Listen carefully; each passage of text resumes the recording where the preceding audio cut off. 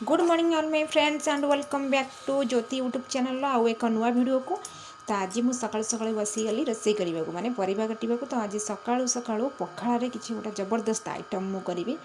तो देखु ये कौन तो आपको आम पखाड़े खाईपर आउ गरम रे भी खाई हेब।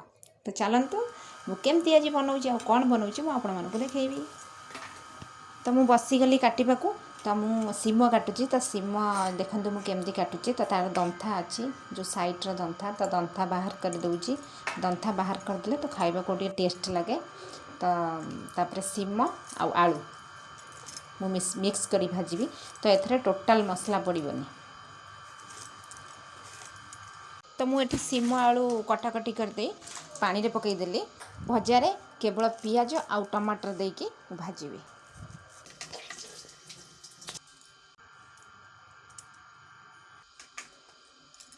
तो मुझे सीम आलू धोईकी रखी आउ टमाटर पियाज भी काटिकी रखी। आठी कड़ईटा बसई कड़ई ताती गला। तो तेल पकेबा। तो ये मोर तेल ताती आसला देखिए मैंने धुआं टे उठी आसुची। तो ये फुटण पकईदेवी।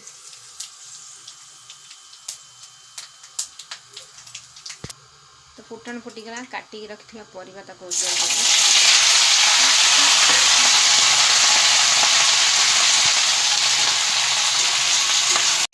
तो मुझे सन्तुली देवी।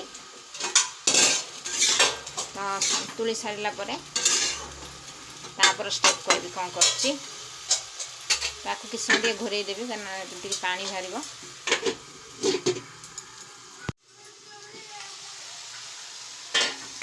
तो आमर ये सन्तुली हो गला। तो मझे मझे मुझे दु चार थर माने एपट सेपट कर आम रखि पियाज टमाटर को पकईदे। टमाटर को माने पियाज को बेसी चुन चुन करनी मीडियम चाहिए टिके माने छोट रखी। तापर मुझे लंका गुंड हल्दी गुंड आ लुण रखी। तो ये आम पकईदे।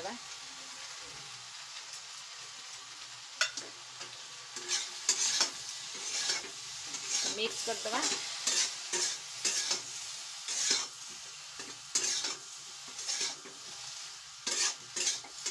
कलापर घोड़े दबा। कम गैस रे आपन करेंगे तो पानी देवा पड़ोनी। तो मझे मझे माने गोले दौथे कारण लगिज।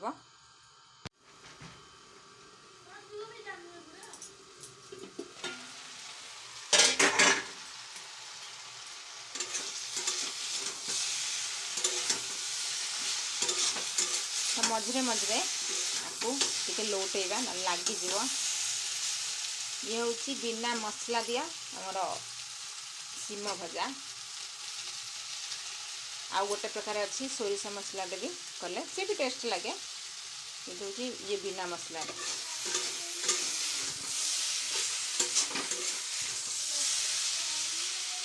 आपको मझे मझे टे घाटी देवे ना लगिबार संभावना बहुत बेसी। लगिले भल लगे पोड़ी गले। तो टिके घाटी दौथे आ टिके घोड़े दौथे कारण सीझीज आ भाजी हो भी।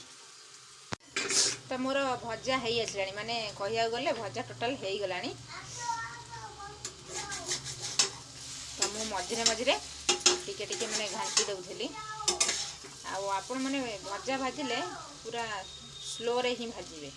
स्लो माने कम आंचे रे भाजिबे कारण पानी देवा पड़ोनी सीझीज भाजी हो भी।